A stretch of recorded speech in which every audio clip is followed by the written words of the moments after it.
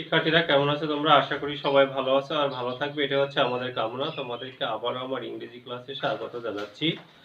আহ, আমার যতটুকু মনে পড়ে তোমাদেরকে সেকেন্ড পেপারের গ্রামার মোটামুটি প্রায় শেষের পথে। যেহেতু ফার্স্ট পেপার থেকে কিছু বাকি আছে, সেহেতু ফার্স্ট পেপারের উপরে আজকে আমি ক্লাস নিব। তোমাদের যেটা নিয়ে আজকে আমি কথা বলবো তা হচ্ছে হিউম্যান রাইটস। তোমরা একটু সবাই দেখে নাও। হিউম্যান রাইটস যেটা হচ্ছে তোমাদের দেখা যাচ্ছে ইউনিট 8। ইউনিট 8-এর হিউম্যান রাইটস নিয়ে আমি কথা বলবো, যে মানুষের অধিকারগুলো নিয়ে। এখানে মূলত এই ইউনিটে তোমাদের 4টি লেসন আছে। এই 4টি লেসনের মধ্যে মূলত শেষের লেসনটি এটাই হচ্ছে ইম্পর্টেন্ট, বাকিগুলো ততটা ইম্পর্টেন্ট না। যাই হোক না কেন, একটু খেয়াল করো। লিসন 1 নিয়ে অল্প কথা বলি আমি, যে are we aware of this rights, আমরা কি আমাদের অধিকারগুলো সম্পর্কে সচেতন? একটু খেয়াল করো। এখানে দেখো, আহ, প্রথম যে গ্রুপ ওয়ার্কের যদি আমরা ডিসকাস করতে যাই এই অধিকারগুলো নিয়ে, তাহলে দেখো, some of your friends do not agree with you on certain issue. তোমার কিছু বন্ধুরা কোনো কোনো বিষয়ে, বা তোমার মতামতে সম্মত নাও হতে পারে। They have their own belief but they are few in number. তাদের নিজস্ব মতামত থাকতে পারে কিন্তু হয়তো তারা সংখ্যায় খুব কম। Will you impose your own belief on them? তুমি কি তোমার মতামতটা বা তোমার ইচ্ছাটা বা তোমার মতামত বা তোমার বিশ্বাসটি তাদের উপর চাপিয়ে দিবে? তার মানে হচ্ছে তোমার কিছু বন্ধু কোনো কোনো বিষয়ে তোমার সাথে একমত নাও হতে পারে। তাদের নিজস্ব মতামত আছে, হয়তো তারা সংখ্যায় কম। তুমি কি তোমার মতামত তাদের উপর চাপিয়ে দিবে? এখানে কোশ্চেন করা হয়েছে, হোয়াই নট। তুমি যদি চাপিয়ে দাও তাহলে কেন? আর হোয়াই নট মানে কেন দিবে না? এখন একটু খেয়াল করো যে of course I will not of course I will not impose my belief on them. অবশ্যই আমি আমার মতামতটা তাদের উপর চাপিয়ে দিব না, because has there everybody has his or her own belief. প্রত্যেকেরই নিজস্ব কি আছে, মতামত আছে বা বিশ্বাস আছে।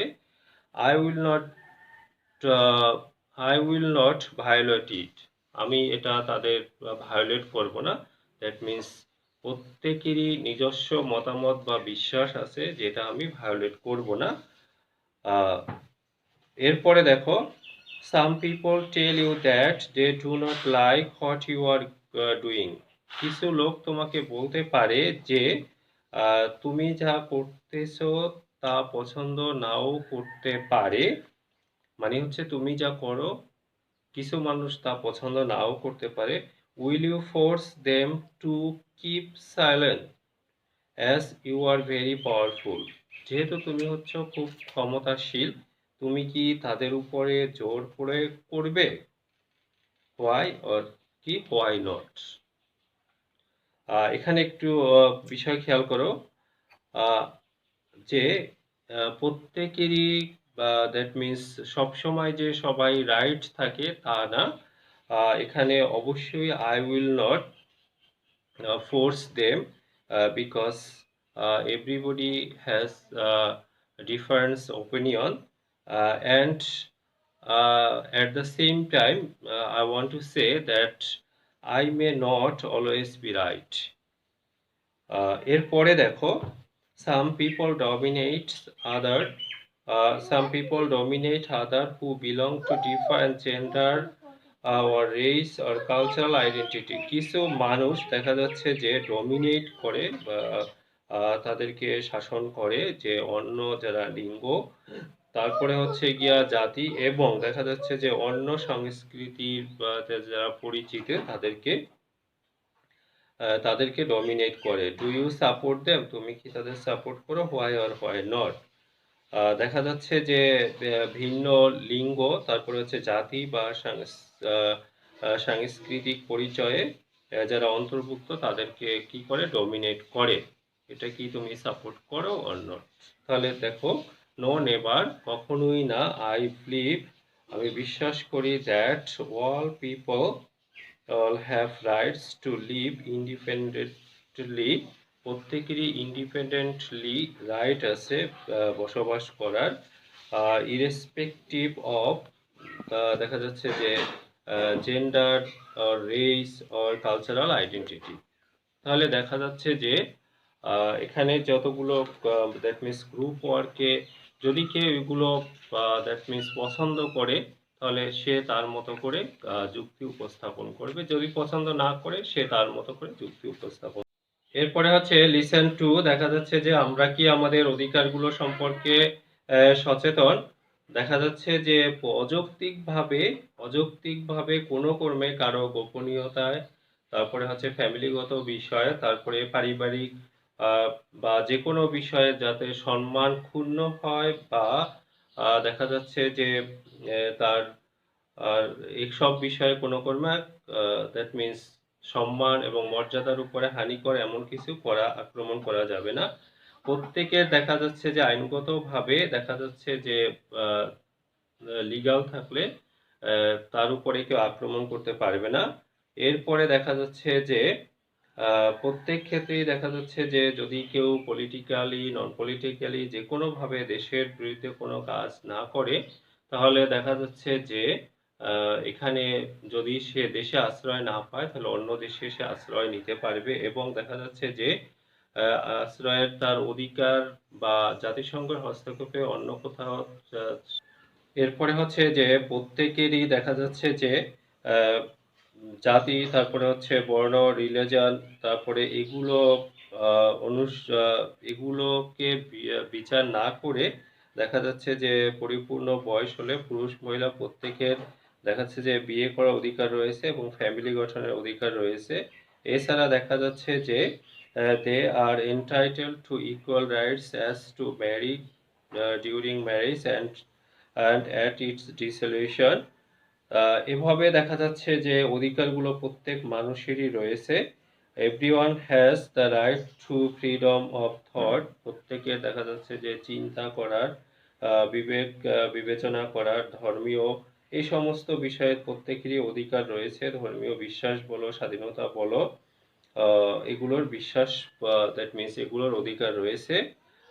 দেখা যাচ্ছে যে প্রত্যেকের দেখা যাচ্ছে has to freedom of opinion expression right including freedom to hold opinion without indifference and to take, receive and impart information and ideas through any media and regardless of fortune.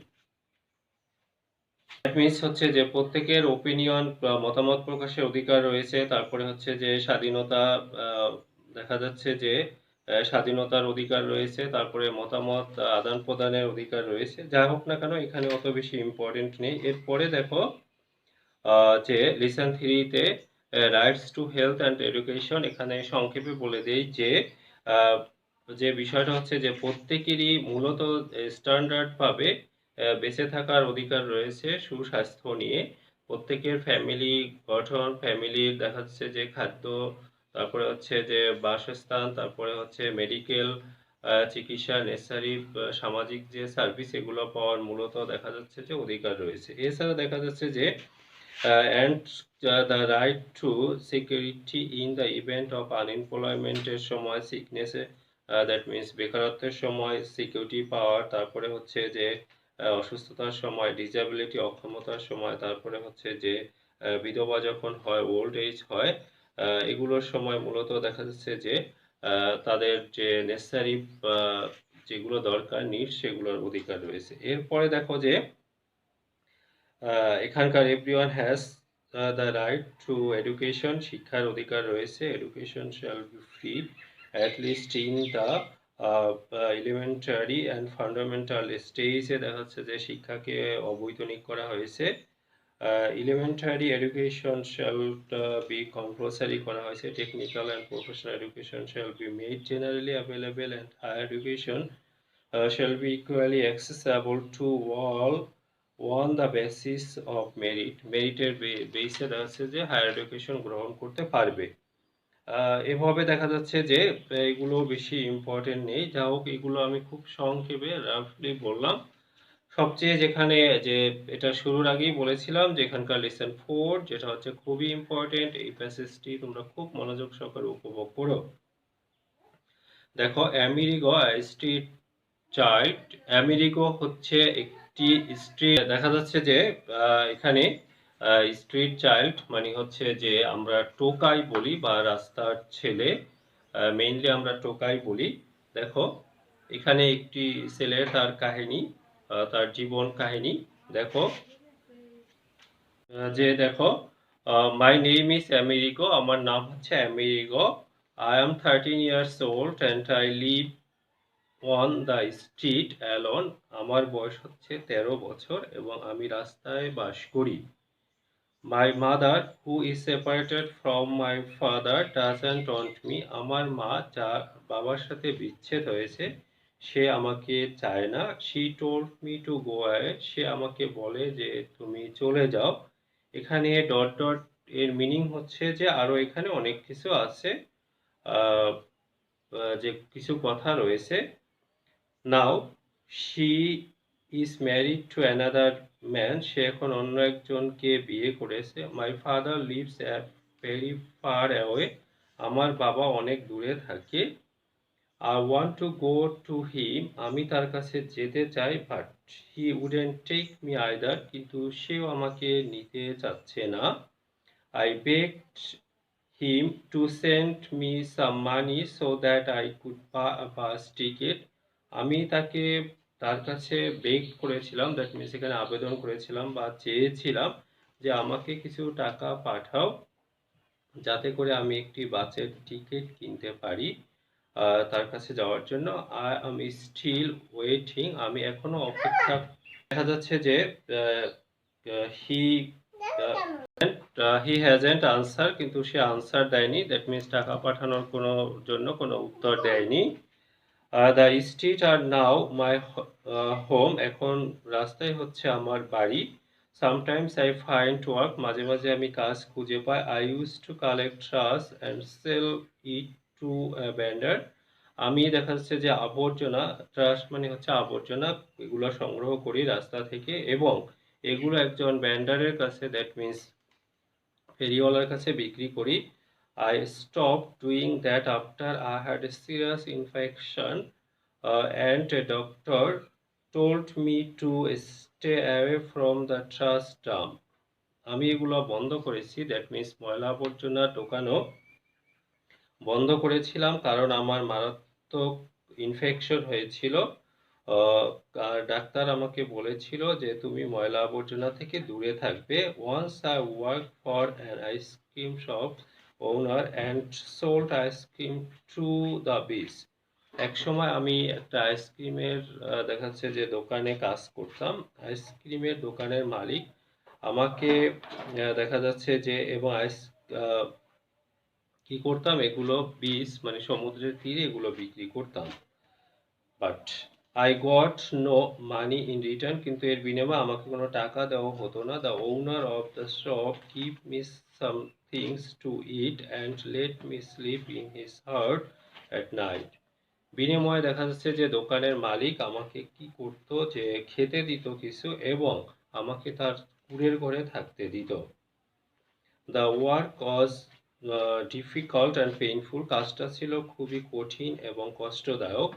The ice cream box is quite heavy when it is full, আইসক্রিমের box এটা পরিপূর্ণ যখন থাকতো এটা খুবই ভারী ছিল বা ভারী হয়। I had to walk for hours, আমাকে ঘন্টার পর ঘন্টা হাঁটতে হতো। Offering my ice cream to whoever wanted to buy, যারা আইসক্রিম কিনতে চায় তাদের কাছে আমার আইসক্রিম নিয়ে হাঁটতে হতো। There were days when I could not even sell one ice cream. এমনও কোনো দিন যেত যে আমি একটি আইসক্রিমও বিক্রি করতে পারতাম না। In a way, I am lucky because I am alive. তারপরও আমি বেঁচে আছি, এজন্যই আমি মূলত লাকি বা ভাগ্যবান। My friends who work sorting rubbish in town often suffer from serious diseases. আমার বন্ধুরা যারা মূলত ময়লা আবর্জনা থেকে দেখা যাচ্ছে যে ডাম্প থেকে দেখা যাচ্ছে রাবিশ সর্টিং করে, তারা অনেকেই মারাত্মক রোগে আক্রান্ত। One of them was recently killed after he fell into a hole that opened up in the pile of trash. কিছুদিন আগে একজন ময়লা আবর্জনার গর্তে পড়ে সে মারা গিয়েছে। Many of us work for 10 to 12 hours and get so little in return that we can't even buy food.